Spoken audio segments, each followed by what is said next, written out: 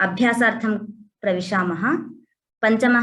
पञ्चमपाठस्य अभ्यासः।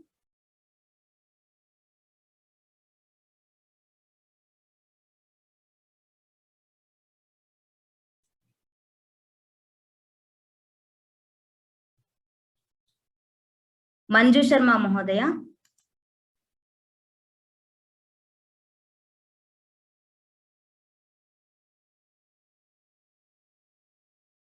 अस्ति वा? आम्। संस्कृतेन उत्तरं लिखत। अहं प्रश्नं वदामि, उत्तरं वक्तुं प्रयत्नं करोतु। कीदृशं राजकुमारं मन्त्री उपादिशत्? मंत्री राजकुमारं कृत्वया बुद्ध्या उपादिशत्। कीदृशं? कीदृशं? हाँ, उत्तरं किम्? राजकुमारः कथम् आसीत् सः?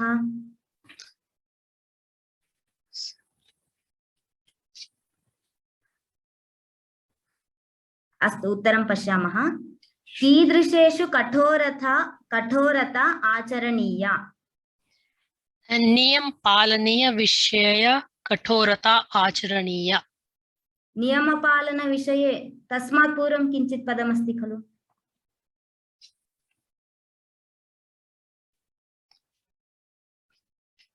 अस्तु, पश्यामः। कान् निवारय इति मन्त्री इति वदति मन्त्री?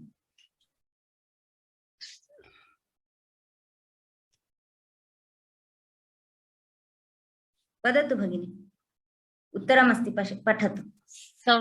स्वार्थ सम्पादकान् जनान् उपायेन निवारय इति मन्त्री वदति। सम्यक्। उत्तराणि एकवारं पश्यामः। कीदृशं राजकुमारं? राजकुमारः कीदृशः आसीत्? सः सिंहासनम् आरोढुं सिद्धः आसीत्। अतः सिंहासनम् आरोढुं सिद्धं राजकुमारं मन्त्री उपादिशत्। उपदेशम् अकरोत्। कीदृशेषु कठोरता आचरणीया?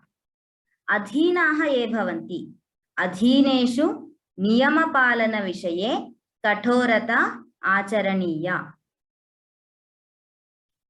कान् निवारय इति वदति मन्त्री? स्वार्थसम्पादकान् जनान् उपायेन निवारय इति मन्त्री वदति।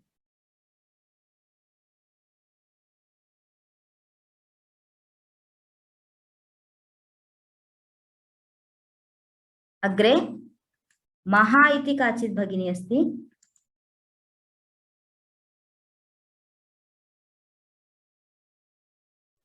महालक्ष्मी वा का?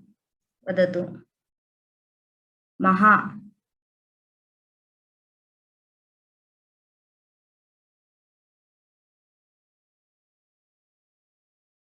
मोनिका भगिनी,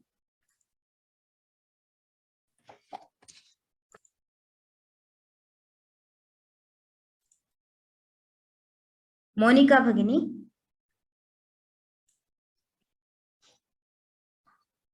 अधिकारमद प्रश्नं रणमद च नृपं मार्गभ्रष्टं करोति।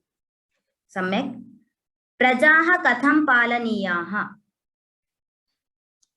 प्रजाः पुत्रवत् पालनीयाः। सम्यक्। के राजकुमारं परितः भवन्ति? स्वार्थसम्पादकाः जनाः राजकुमारं परितः भवन्ति। तत्र पूर्वं प्रश्नः भिन्नः आसीत्। कीदृशा निवारय इति। तस्य अस्य च किञ्चित् एकस्मिन् वाक्ये एव उत्तरमस्ति। सम्यक्। सज्जनाः कथमिव दूरे तिष्ठन्ति? सज्जनाः पर्णान्तरितफलानि इव दूरे तिष्ठन्ति। सम्यक्। अर्हाः इत्यपि योजयितुं शक्यते।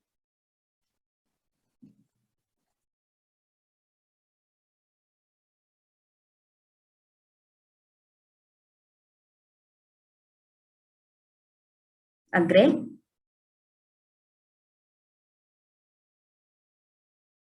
अस्तु, मोहिनी भगिनी,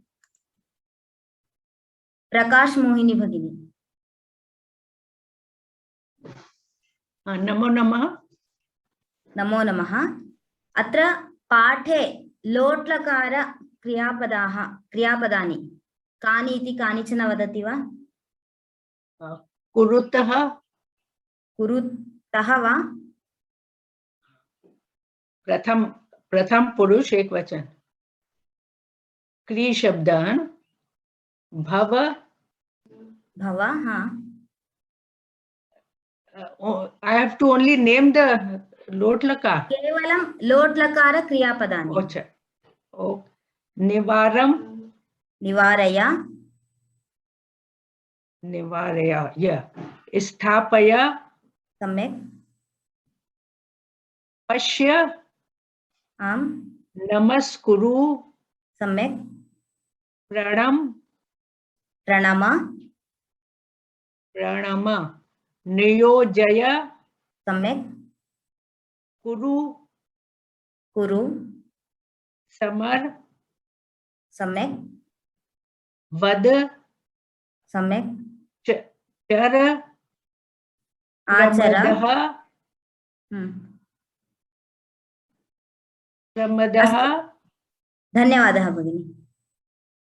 एकवारं पट्टिकां वयं पश्यामः कानि कानि सन्ति इति। शृणु, भव, निवारय, स्थापय, पुरस्कुरु, दण्डय, आचर, पश्य, नमस्कुरु, प्रणम, नियोजय, कुरु, स्मर, वद, चर, पालय इति षोडश अस्मिन् पाठे षोडश लोट्लकार रूपाणि सन्ति। एकवारं पुनः अवलोकयन्तु।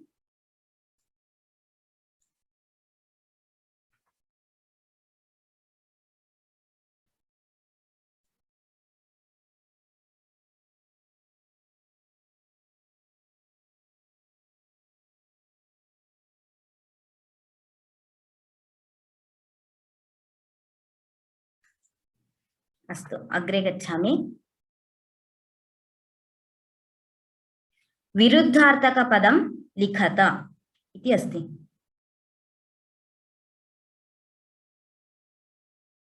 नम्रता भगिनी।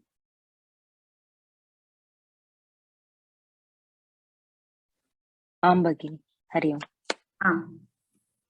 अर्हः, नर्हः, किम्? नर्हः, नार्हः, अस्तु, पश्यामः। अधिकं, न्यूनम्, आदरः, अपमानः, दण्ड्यः, दण्ड्यः अहं न जानामि भगिनि। अस्तु, सज्जनाः, दुर्जनाः, दूरं, समीपं, श्वः, ह्यः, सर्वदा, कदापि, स्मरणं, विस्मरणम्,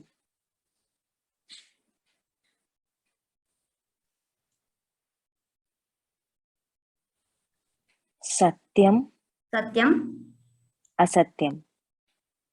अस्तु, उत्तराणि पश्यामः। अर्हः, अनर्हः, अधिकं, न्यूनम्, अल्पं द्वयमपि शक्यते। आदरः, अनादरः, दण्ड्यः, अदण्ड्यः, सज्जनाः, दुर्जनाः सम्यक्, दूरं, समीपं सम्यक्, श्वः, अद्य अपि शक्यते, ह्यः इत्यपि शक्यते, सर्वदा, कदापि इत्यपि शक्यते, एकदा इत्यपि शक्यते।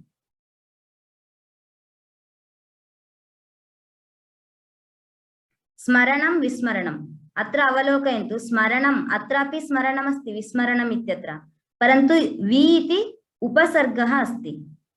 उपसर्गयोजनेन कदाचित् विरुद्धार्थकम् अर्थं बोधयति। अत्र एकम् उदाहरणम् अत्र वर्तते। सत्यं, मिथ्या असत्यमित्यपि शक्यते।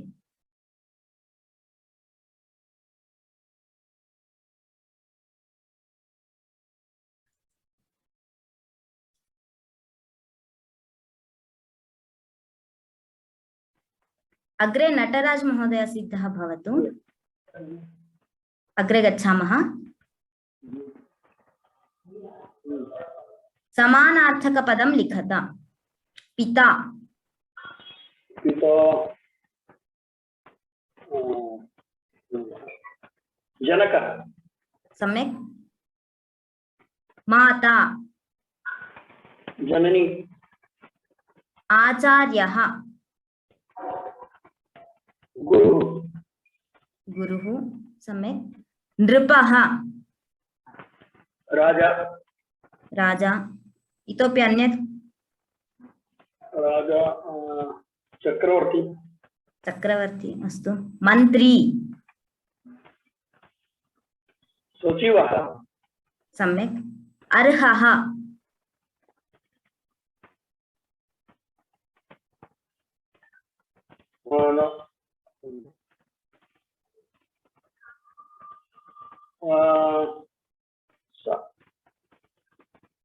सामर्थ्य किञ्चित् समीपे अस्ति। अस्तु पश्यामः उत्तरं। सेवकः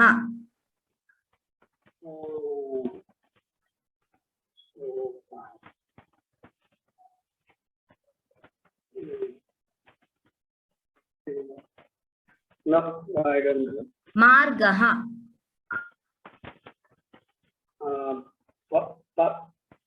पतः अस्तु। वृद्धः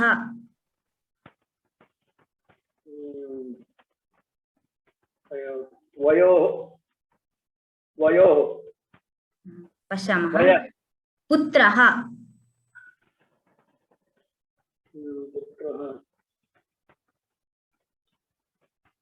सुतः अस्तु।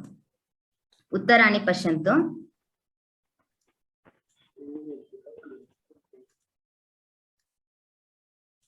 तातः पिता जनक पिता शब्दस्य जनकः तातः इति पर्यायपदम्।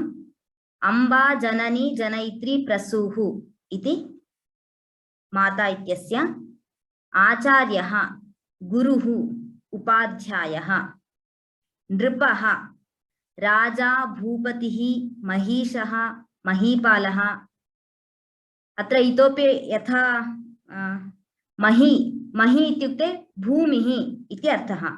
भूपालः इत्यपि सम्यक् भवति। यत्र यत्र भूमेः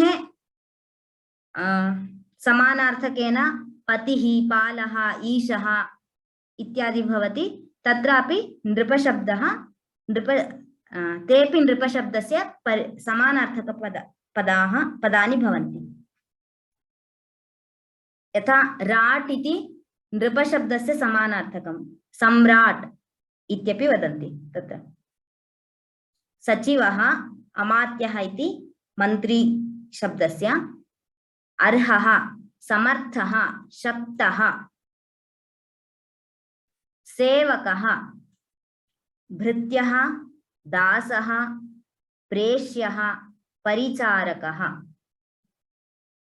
मार्गः इत्यस्य पन्थाः अध्वा सरणिः श्रुतिः।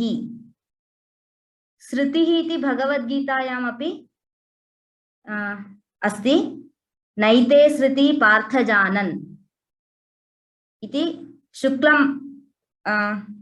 शुक्लमार्गः कृष्णमार्गः इत्यस्य उत्तरायण दक्षिणायन श्रुतिं बोधयतः। वृद्धः जीर्णः स्थविरः प्रवयाः। पुत्रः सुतः आत्मजः तनयः सूनुः नन्दनः। नन्दनः इत्यत्र देवकी नन्दनः इत्यादि शब्देषु अवगन्तुं शक्नुमः। यशोदानन्दनः।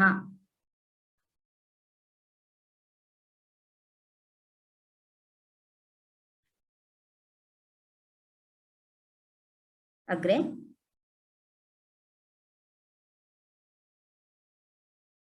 अत्र कुरु मा कुरु इति अस्ति। तद्दृष्ट्वा कस्य किम् अन्वेति इति वक्तव्यम्। उचितपदैः रिक्तस्थानं पूरयत इति अस्ति। निर्मला कृष्णन् भगिनी प्रयत्नं करोतु। भगिनी अस्ति वा? निर्मला कृष्णन् भगिनी।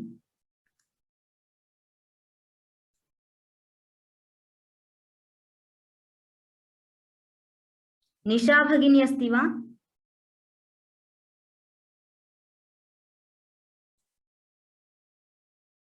निशा भगिनी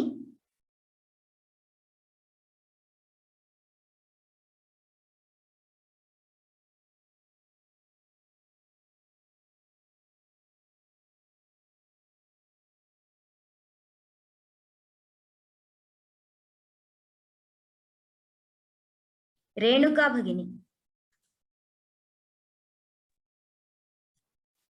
चौर्यं मा कुरु सम्यक्।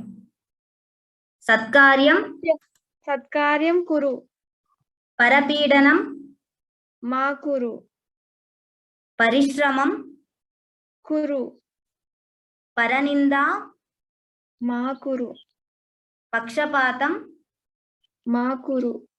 सम्यक्। मा कुरु इत्युक्ते न करणीयम् इति अर्थः। धन्यवादः भगिनी।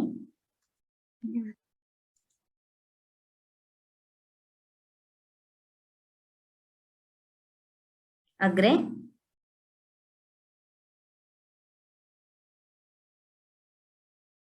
वयं द्वितीया विभक्तिः अथवा तत्र वाक्यानि कथं रचनीयानि इति वयं ज्ञातवन्तः।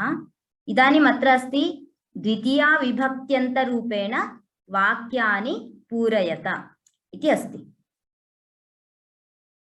तत्र आवरणे किञ्चित् पदं दत्तं, तत्र कथं करणीयं, वाक्यरचना कथं भवेत् इति पश्यामः।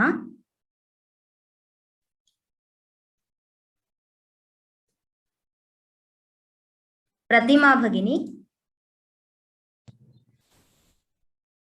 आम् वाक्यानि पठतु।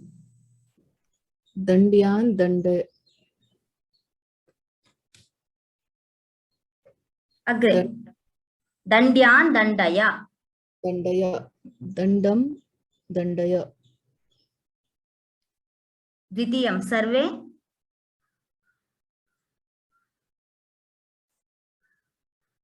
सर्वे सर्वे धेनुः धेनुं मातृं च पूजयन्ति। छात्रः छात्रः गुरुं दृष्ट्वा उत्तिष्ठति। चतुर्थं गुरुं शालां परितः वृक्षाः सन्ति। अग्रे मुनिजनान् भक्त्या नमस्कुरु। सम्यक्। मुनिजनान् भक्त्या नमस्कुरु।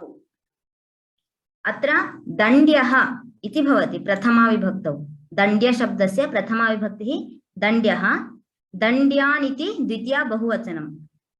दण्ड्यं दण्ड्यौ दण्ड्यान् दण्ड्यान् दण्डय। धेनुशब्दस्य धेनुः इति, मातृशब्दस्य मातृः इति बहुवचने। छात्रः गुरुं दृष्ट्वा उत्तिष्ठति, गुरुशब्दस्य द्वितीया विभक्तिः। कदाचित् बहुवचन प्रयोगमपि कर्तुं शक्नुवन्ति, परन्तु शुद्धं भवेत्। शालां परितः वृक्षाः सन्ति, शाला शब्दस्य द्वितीया विभक्तिः। मुनिजनान् भक्त्या नमस्कुरु अथवा मुनिजनं भक्त्या नमस्कुरु, उभयमपि साधु।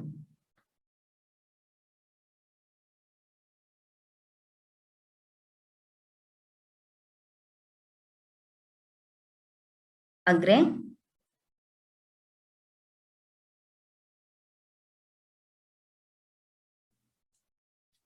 प्रवीण कुलकर्णी महोदय।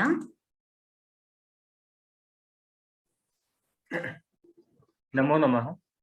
नमो नमः।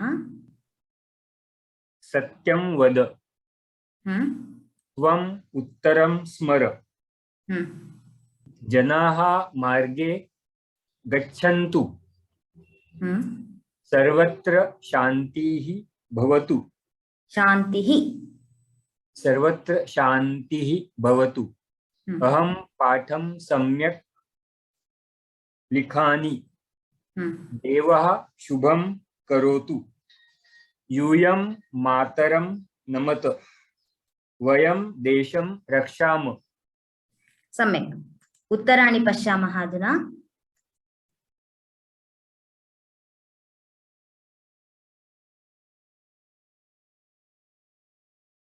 अत्र तृतीयं वाक्यं पश्यन्तु किमर्थं गच्छन्तु इति अस्ति जनाः इति बहुवचने अस्ति अतः गच्छन्तु गच्छतु गच्छतात् गच्छतां गच्छन्तु अत्र सर्वत्र भवतु प्रथमपुरुषः लिखानि किमर्थम् अहम् इति उत्तमपुरुषः अस्ति अतः लिखानि यदि आवाम् इति अस्ति चेत् आवां पाठं सम्यक् लिखाव इति भवति तत्र प्रश्नार्थकम् अस्ति चेत् वाक्य कथनसन्दर्भेऽपि प्रश्नार्थकं प्रश्नार्थकः कथं श्रोतव्यः इति वदामि अहं पाठं सम्यक् लिखामि एवं प्रश्नः भवेत् ध्वनिः प्रश्नार्थकध्वनिः भवेत् यूयम् इति मध्यमपुरुषं मध्यमपुरुषे बहुवचनं नमत नम नमतात् नमतं नमत वयम् इति उत्तमपुरुषस्य बहुवचनम् अतः रक्षाम इति भवति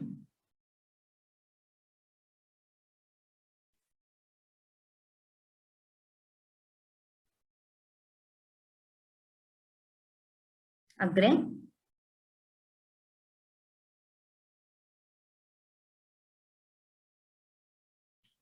पद्मा लक्ष्मणन् भगिनी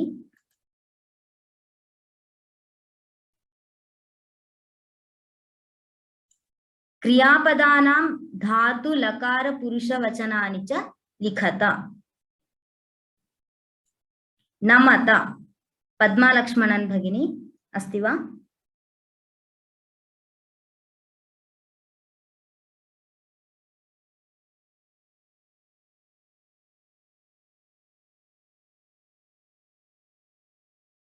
पद्मा नारायण भगिनी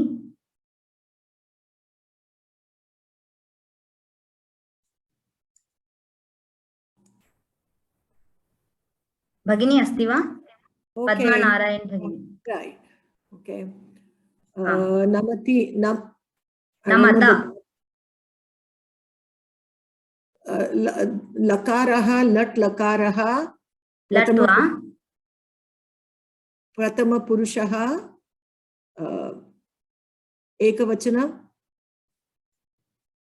अस्तु शृणोतु श्रु धातुः oh this is लोट् लकारः okay अस्तु प्रथमम् उत्तरं वदतु अनन्तरं समीचीनं किम् इति वदामि लोट् लकारः शृणोतु one second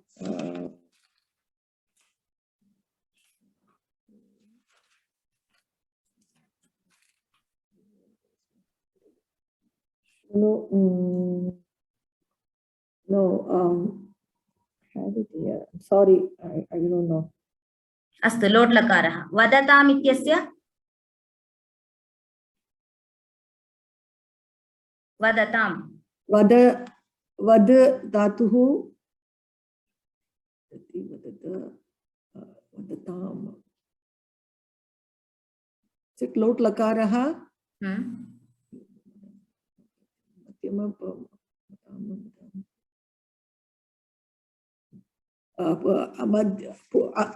what is the third one पुरुषः yeah but you know madhyama uttama purushah bahuvachana अस्तु अस्तु asti stah santi so astu as dhatuh लोट् लकारः उत्तमपुरुषः प्रथम फर्स्ट एकवचनं अस्तु आचर I don't know dhatu again लोट् लकारः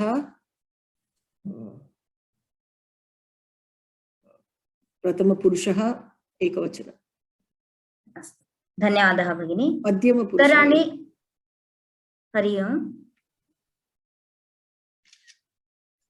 उत्तराणि एकवारं पश्यामः नम् धातुः अथवा नम नम प्रह्वत्वे शब्दे च इति धातुः परस्मैपदी लोट् लकारः मध्यमपुरुषः बहुवचनं शृणोतु श्रुश्रवणे धातुः लोट् लकारः प्रथमपुरुषः एकवचनं शृणोतु शृणुतात् शृणुतां शृण्वन्तु इति रूपं वदताम् वदव्यक्तायां वाचि इति धातुः लोट् लकारः प्रथमपुरुषः द्विवचनं वदतु वदतात् वदतां वदन्तु अस्तु असुभुवि धातुः लोट् लकारः प्रथमपुरुषः एकवचनं अस्तु स्तात् स्तां सन्तु आचर आ इति उपसर्गः चरगतौ भक्षणे च इति धातुः लोट् लकारः मध्यमपुरुषः एकवचनम्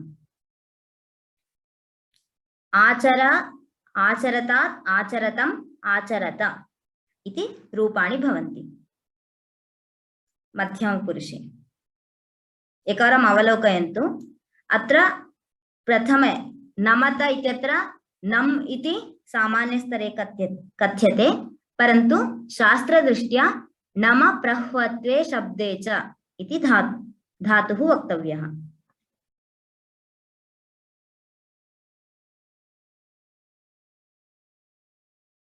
अस्तु अग्रे गच्छामि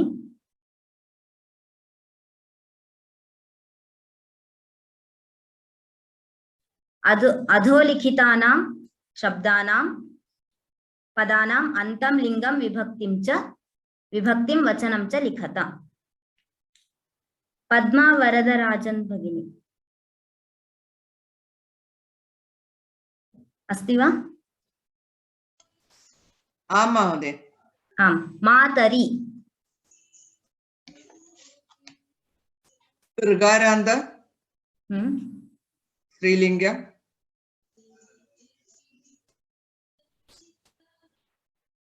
विभक्तिः का प्रथमा माता मातरो मातर मातर तृतीया विभक्ति एकवचनं सम्यक् आचार्यान् तृतीया वा किमिति पश्यामः आचार्यान्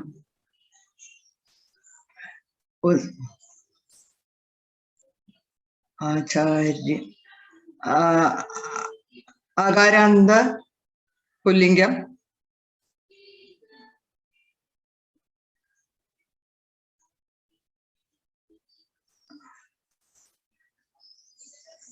प्रथमा विभक्ति बहुवचन तृतीया विभक्ति बहुवचन तान्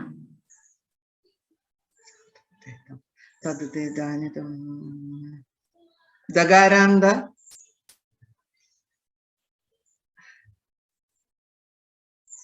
बहुवचनं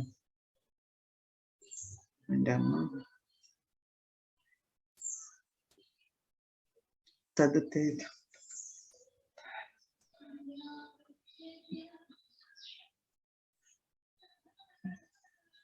दकारान्त बहुवचनं दकारान्तं दकारान्त नपुंसकलिङ्गं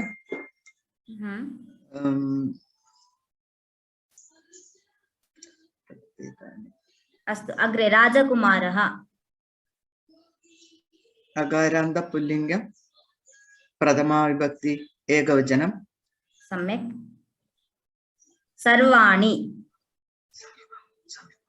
अकार सर्व अकारांत सर्व शब्द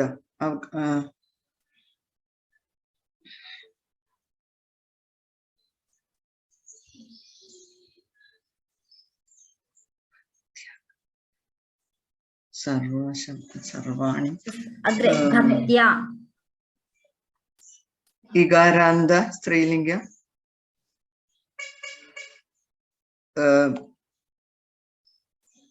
तृतीया विभक्ति एकवचनं सम्यक् विनयेन अकारांत पुल्लिंग तृतीया विभक्ति एकवचनं प्रजाः आकारांत स्त्रीलिंग प्रथमा विभक्ति एकवचनं प्रजाः आकारांत स्त्रीलिंग प्रथमा विभक्ति बहुवचनं बहुवचनं सम्यक् पुनः एकवारम् अवलोकयन्तु मातरि ऋकारान्तः स्त्रीलिङ्गः सप्तमी विभक्तिः एकवचनं मातरि मात्रोः मातृषु अग्रे आचार्यान् अकारान्तः पुल्लिङ्गः द्वितीया विभक्तिः बहुवचनं तान् दकारान्तः पुल्लिङ्गः द्वितीया विभक्तिः बहुवचनं राजकुमारः अकारान्तः पुल्लिङ्गः प्रथमा विभक्तिः एकवचनं सर्वाणि अकारान्तः नपुंसकलिङ्गः सर्वाणि इत्यत्रैव ज्ञायते नपुंसकलिङ्गः इति प्रथमा पुनः द्वितीया विभक्तौ बहुवचनं भक्त्या इकारान्तः स्त्रीलिङ्गः तृतीया विभक्तिः एकवचनं विनयेन अकारान्तः पुल्लिङ्गः तृतीया विभक्तिः एकवचनं प्रजाः आकारान्तः स्त्रीलिङ्गः प्रजा प्रथमा पुनः द्वितीया विभक्तौ बहुवचनम् उपदिशानि इत्यपि लोट् लकारः भव लोट् लकारः उपदिशानि उत्तमपुरुषः भव इति मध्यमपुरुषः एकवचनम् अस्तु अग्रे गच्छामि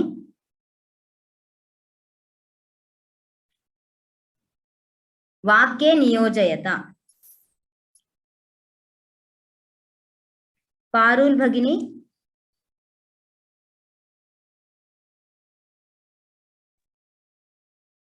पातुं पातुं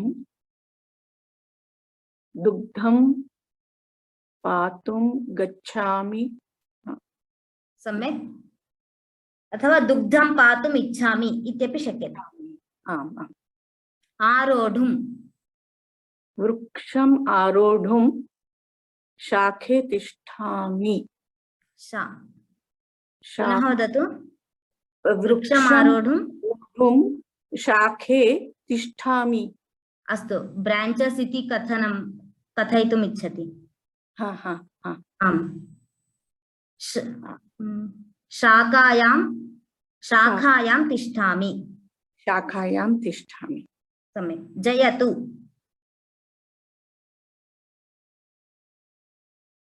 जयतु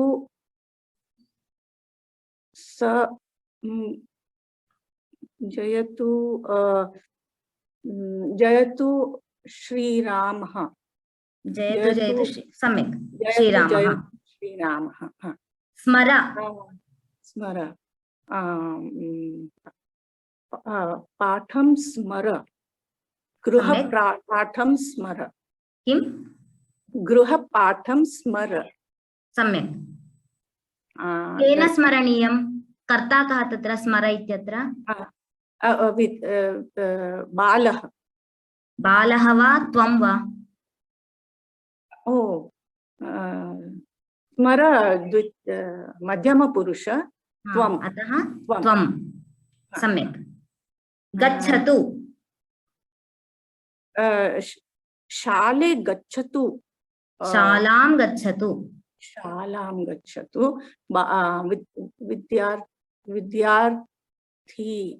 विद्यार्थयः No, no, this is gachatu. Vidyarthi shalam gachatu. Huh? सम्यक् Okay. अस्तु उत्तराणि पश्यामः मया यानि यानि दत्तानि तानि माता शिशवे पातुं दुग्धं ददाति इदानीं किञ्चित् यदा वाक्यरचनां कुर्मः किञ्चित् दीर्घं वाक्यं दीर्घं भवतु तत्र दोषाः सन्ति चेत् परिष्कारं कुर्मः लघु लघु वाक्यानि मा सन्तु त्वं पर्वतम् आरोढुं यत्नं कुरु भारतसेना युद्धे जयतु अथवा यथा घोषणवाक्यानि भवन्ति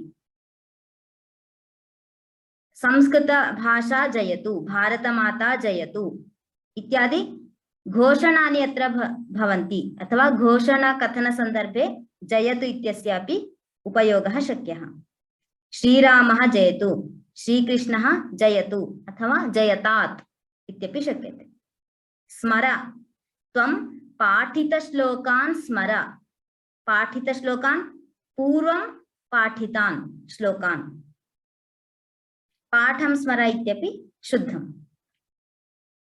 गच्छतु अद्य विरामः नास्ति अतः सः विद्यालयं गच्छतु अत्र सः इत्यनेन पुत्रः वा भवतु बालकः वा भवतु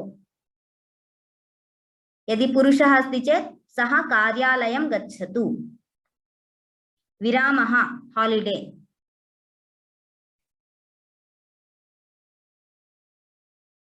अस्तु अग्रे गच्छामि अन्यलिङ्गं लिखत पार्वती नटराज भगिनी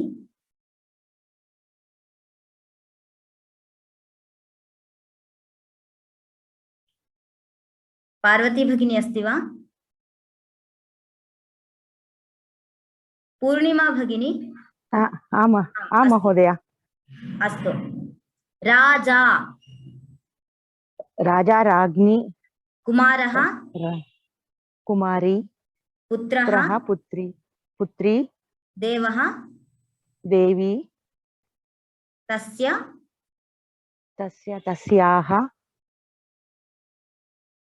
सम्यक् अत्र यत्र सर्वनामशब्दाः भवन्ति तस्य अन्यलिङ्गलेखनसमये जागरूकाः भवन्तु तस्य इति पुल्लिङ्गे अपि अस्ति नपुंसकलिङ्गे अपि अस्ति आं महोदय अतः एकं तस्याः इति लेखनीयं यदि तस्य इत्येव लिखन्ति चेत् नपुंसकलिङ्गः इति आवरणे लेखनीयः अस्तु महोदय धन्यवादः अस्तु धन्यवादः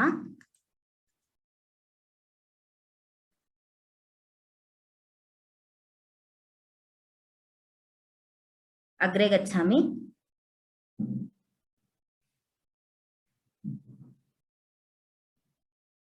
अमरकोशः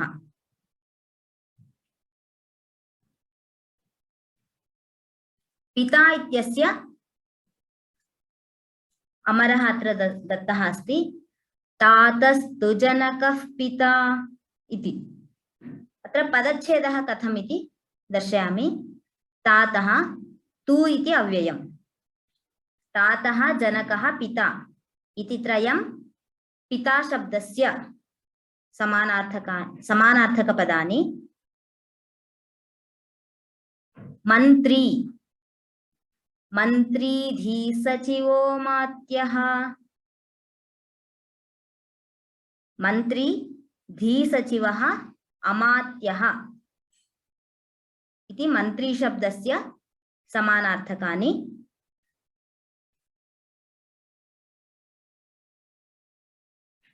राजा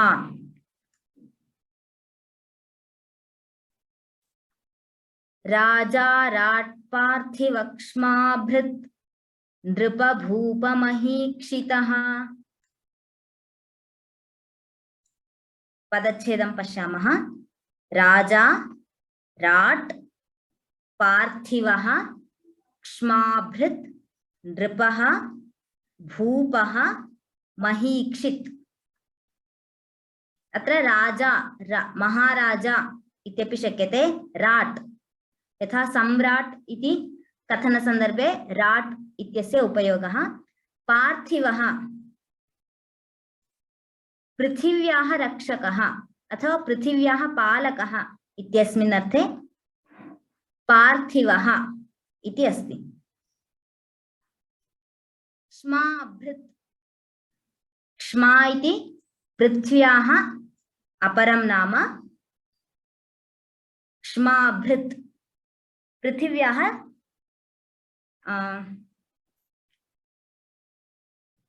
अधिपतिः अथवा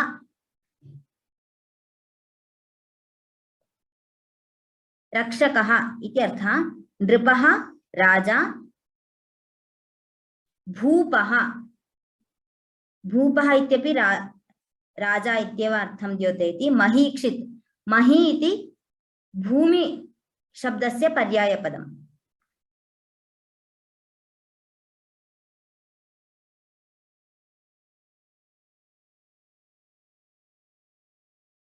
अग्रे गच्छामि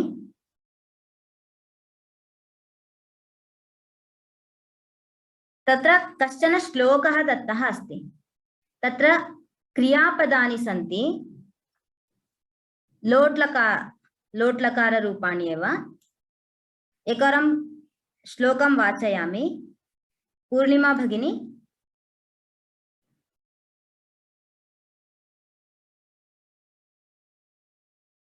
पूर्णिमा भगिनी अस्ति वा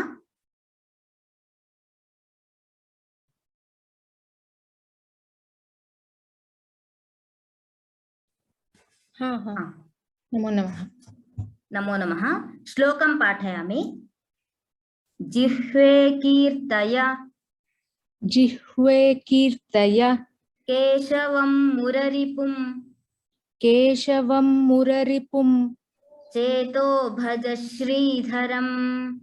चेतो भज श्रीधरं पाणिद्वन्द्व समर्चयाच्युतकथाः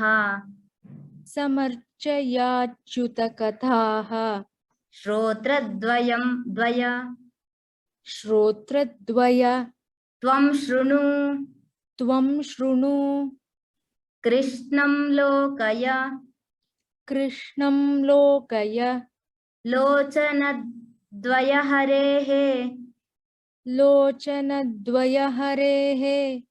गच्छाङ्घ्रियुग्मालयम्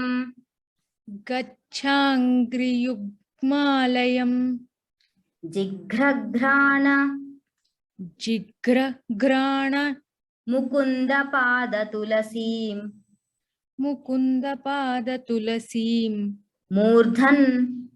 मूर्धन् नमाधोक्षजम् धन्यवादः भगिनी धन्यवादः अत्र रक्तवर्णेन यानि चिह्नितानि कीर्तय भज समर्चय शृणु लोकय गच्छ जिघ्र नम एतानि सर्वाणि अपि क्रियापदानि कस्मिन् लकारे सन्ति लोट् लकारे सन्ति एकवारम् अहं श्लोकं वदामि जिह्वे कीर्तय केशवं मुररिपुं चेतो भज श्रीधरं पाणिद्वन्द्वसमर्चयाच्युतकथाः श्रोत्रद्वय त्वं शृणु कृष्णं लोकय लोचनद्वयहरेर्गच्छाङ्घ्रियुग्मालयम् जिघ्रघ्राणमुकुन्दपादतुलसीं मूर्धन्नमाधोक्षजम् अभ्यासं कुर्वन्तु अत्र इतोपि एकं कार्यं करणीयं किम् इत्युक्ते एकवारम् अहम् अन्वयं प्रदर्शयामि अनन्तरं भवन्तः एव एकवचनं किं द्विवचनं किं बहुवचनं किम् इति वदन्ति अथवा ज्ञास्यन्ति अन्वयं पश्यन्तु हे जिह्वे यथा जिह्वा इति स्त्रीलिङ्गः आकारान्त स्त्रीलिङ्गः लतालते लताः, हेलते हेलते हेलताः। हे जिह्वे त्वं केशवं कीर्तय। हे चेतः मुररिपुं भज। हे पाणिद्वन्द्व, पाणिद्वन्द्व इति अकारान्तः पुल्लिङ्गः रामशब्दवत्। श्रीधरं समर्चय। हे श्रोत्रद्वय अच्युतकथाः शृणु। हे लोचनद्वय कृष्णं लोकय। हे अङ्घ्रियुग्म हरेः आलयं गच्छ। अङ्घ्रिः इति पादस्य पर्यायपदम्, अतः गच्छ। हे घ्राण मुकुन्दपादतुलसीं जिघ्र। हे मूर्धन् अधोक्षजं नम। मूर्धन् इति शिरः, अधोक्षजं नम।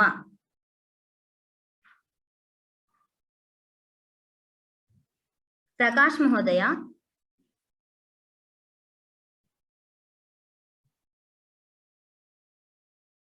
प्रकाश महोदय अस्ति वा? अत्र इदानीम् अन्वयं दृष्ट्वा किम् एकवचनं, किं द्विवचनं, किं बहुवचनम् इति वक्तव्यम्। अवलोकयन्तु। प्रकाश महोदय अस्ति वा? अग्रे प्रकाश केवी महोदय।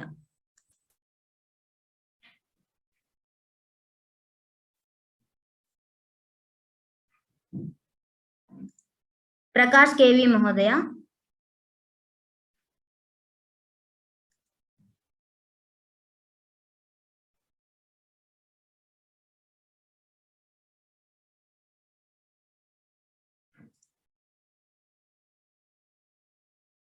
मिश्रा महोदय अस्ति वा?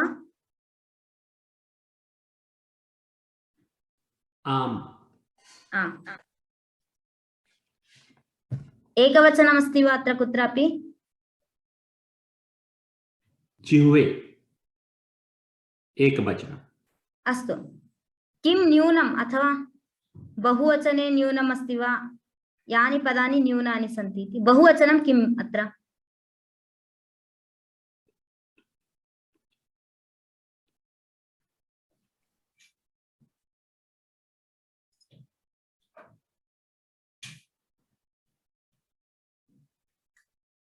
बहुवचनम् अस्ति वा? नास्तु, नास्ति, नास्ति। नास्ति। अस्तु। मूर्धन, मूर्धन बहुवचन। किं? हे मूर्धन। हे मूर्धन। मूर्धन। अस्तु। अन्यत् किमपि द्विवचनं किमपि अस्ति वा? द्विवचनं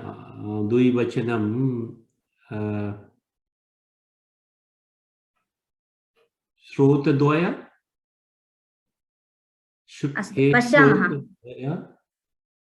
पश्यामः महोदय, धन्यवादः। अत्र हे राम इति भवति खलु रामशब्दस्य संबोधनायां। हे राम तद्वदेव अत्र लोचनद्वय, पाणिद्वन्द्व, श्रोत्रद्वय सर्वत्रापि प्रथमा संबोधन प्रथमा एकवचनमेव अस्ति। हे पाणिद्वन्द्व, हे श्रोत्रद्वय, हे लोचनद्वय इति। अत्र अहं वर्णभेदेन दर्शितवती। अच्युतकथाः इति बहुवचनम्, अन्यानि सर्वाणि अपि एकवचनरूपाणि। जिह्वे केवलम् अत्र जिह्वे इति पठामः चेत् द्विवचनम् इत्येव भासते। अतः मया पूर्वम् अन्वयः प्रदर्शितः।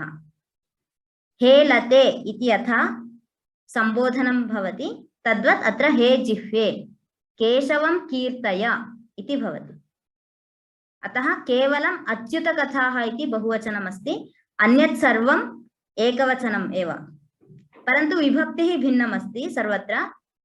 कीर्तय इति अत्र क्रियापदं किं भवति?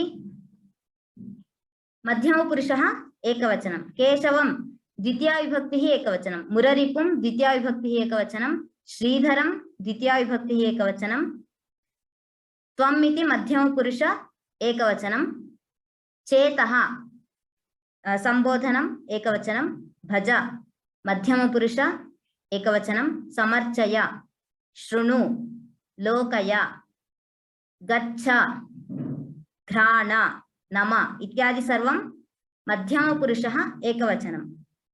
पाणिद्वन्द्व श्रोत्रद्वय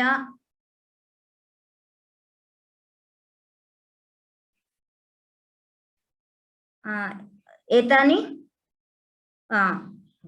घ्राण क्षम्यतां जिघ्र इति मध्यमपुरुष एकवचनं, घ्राण इति संबोधन एकवचनं, तुलसीं गौरी शब्दं जानन्ति, गौरी गौर्यौ गौर्यः, गौरीं गौर्यौ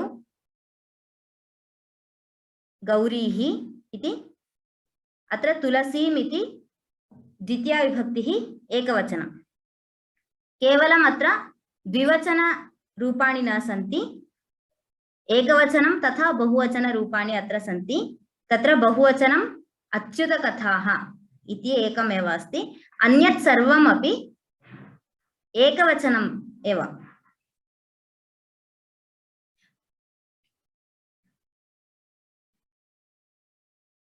अस्तु, अग्रे गच्छामि।